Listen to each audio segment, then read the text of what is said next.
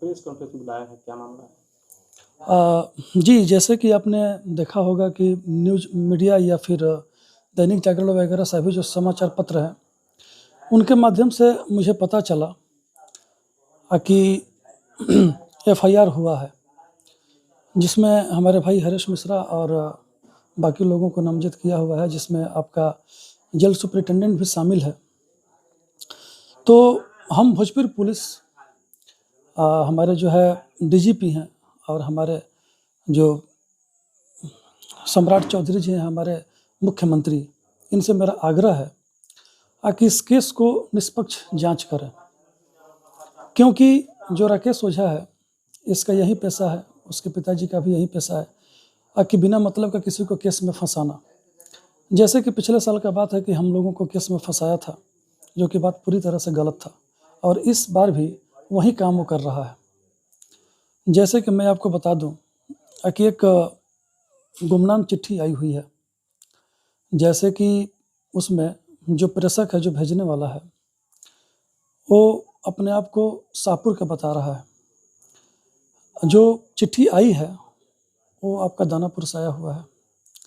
उसके बाद उसमें जो नंबर दिया गया है वो नंबर बंगाल का दिखा रहा है। तो अब इससे सीधे साबित हो रहा है कि ये सब बनी बनाई सब बातें हैं। सबसे बात यह है, मैं ये कहना चाह रहा हूँ कि जेल का जो बात है, भागलपुर जो बिहार का विशेष कारा है, वहाँ से किसी भी न्यूज़ को निकालना, बाहर आना, ये बहुत बड़ी बात है। ये जो व्यक्ति है जो खुल के सामने नहीं आ रहा है और पत्र के माध्यम से खबर दे रहा है, वो भी टाइप करके, ये बात समझ से परे है कि ये कैसे मामला बाहर आया, कैसे ये दे रहा है। ये सारी बातें जांच का विषय है। इसको बढ़िया से जांच कराना होगा, सीबीआई के माध्यम से हो या फिर जैसे भी हो। यही मेरा आग्रह और विनती है, क्योंकि राकेश ओझा का बात हटाइए, इनका पिताजी भी पहले से भी हमारे पिताजी को, हम लोग जब बड़े हो रहे थे तो हमारे बड़े भाई, उसके बाद जो भाई हैं, सबको धीरे धीरे सबको फंसाते चले गए और सबका करियर बर्बाद कर दिया। लास्ट में मैं बचा था, मेरे साथ भी वही हुआ।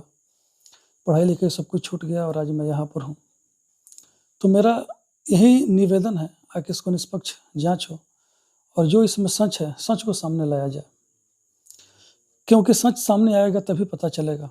क्योंकि ये सब करने के पीछे राकेश का विशेष कारण मैं बता रहा हूँ, क्योंकि वो अब नाकाम हो चुका है। जैसे कि आपने देखा होगा बाढ़ का वहाँ पर जो ठोकर बांध का जो काम हो रहा है जमीनिया में, वहाँ पर विफल हो गया। फिर आप यहाँ पर देखे होंगे बिलौटी में, जहाँ पर भी राजनीति करने लगा। विकास का नाम में विकास भी नहीं है, कुछ भी नहीं किया अभी तक। इन सब मामलों को लेकर जनता की नज़र से गिर चुका है। अब ध्यान को भटकाना चाह रहा है। ध्यान भटकाने के लिए यह नया एक मुद्दा लाया, आगे कैसे जनता को ध्यान भटका के अपने तरफ आकर्षित करें। दूसरा ये सब करने के पीछे है गार्ड, कि कैसे ज़्यादा से ज़्यादा गार्ड हम प्राप्त करें, ताकि उसको तो रील बनाना है, घूमना है, रंगदारी करनी है उसको, तो कैसे गार्ड और बढ़ा लें। इसके पीछे एक विशेष कारण ये भी है कि कैसे ये सब हम करें जिससे गार्ड वगैरह सब बढ़ जाए। दूसरा कारण कि हमारे भाई हरीश मिश्रा जो हैं, उनका केस अभी नंबर पर बेल होने वाला है। तो इस तरह का मामला जब सामने आएगा तो हो सकता है कि बेल में कुछ रुकावट आए, इसलिए भी इस काम को कर रहा है। दूसरा जो चिट्ठी आया है, चिट्ठी के मामले में बोलूँगा तो चिट्ठी इसका जो मैंने बड़े पापा का जो लड़का है वो रिसीव करते हैं, जैसे हमें मालूम है। लेकिन ये जो चिट्ठी गया हुआ है, ये 15-20 घर दूर एक वहाँ के पुरोहित हैं, वो रिसीव किए हुए हैं। तो ये भी जांच का बात है, उनसे पूछना चाहिए कि हमेशा जो करते हैं, जिनका वहाँ पर ड्यूटी लगा हुआ, जो घर के हैं, वो रिसीव ना करके 15-20 घर के बाद का जो आदमी है वो कैसे रिसीव कर रहा है।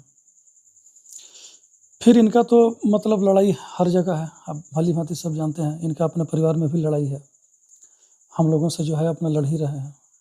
उधर आपका बिलौटी में त्रिपाठी जो बंधु हैं, उनसे भी इनका लड़ाई है। तो अब समझ में नहीं आ रहा है कि ये क्या क्या करना चाह रहे हैं, क्या करेंगे। इसलिए जांच और भी ज़रूरी हो गया है कि जब तक जांच होगा नहीं तब तक बात सामने नहीं आएगा, क्योंकि जब जांच अगर ढंग से नहीं हुआ तो इनका आदत लग जाएगा हर बार फंसाने का, हर बार झूठा केस करने का। तो इसलिए इस जांच को मैं बहुत ज़रूरी समझ रहा हूँ, क्योंकि हर स्तर पे हो। हमारे जो यहाँ के दरोगा हैं कन्हैया जी, ये भी करें अपने स्तर से, क्योंकि एफआईआर यहाँ पर भी हुआ है। तो ढंग से यहाँ पर इसमें जांच हो, जांच के बाद इस बात को निकाला जाए कि सच्चाई क्या है, सही में ऐसा हुआ है कि नहीं हुआ है।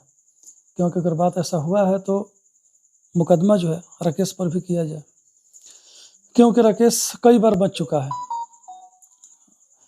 पहले भी। अभी अभी आपने सुना होगा कि एक मामला है, उसमें उसका एक रिश्तेदार है, मेरे पास है उसका, अभी मैं देख के बता दे रहा हूँ। तियर का जो पैक्स अध्यक्ष है वो इसका रिश्तेदार है। वो करीब 43.80 लाख के धान, मतलब कि 43,80,000 रुपये का धान का गबन का आरोप है उसके ऊपर।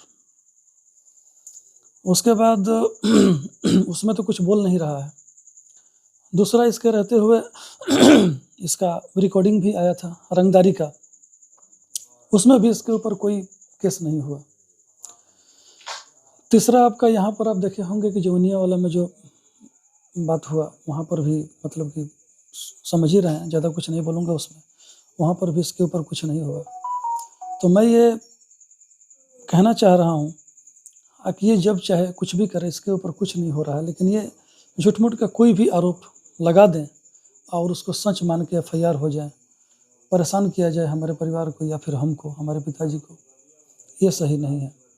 इसलिए हम इस बात को जनता के सामने रख रहे हैं, प्रशासन के सामने रख रहे हैं, ताकि इस बात को बढ़िया से देखा जाए, निष्पक्ष जांच किया जाए और इसमें दोषी कौन है उसको बताया जाए। क्योंकि अगर दोष सिद्ध होता है तो हम अपना सीना लेकर बिल्कुल खड़े हैं, जो भी कार्रवाई होगा प्रशासन का बिल्कुल उसको हंसते-हंसते बर्दाश्त करेंगे। लेकिन यही शर्त राकेश ओझा के साथ भी है, ताकि उनको भी कार्रवाई होगा तो उनको भी सामना करना पड़ेगा इसका, क्योंकि हर बार झूठ बर्दाश्त नहीं होगा।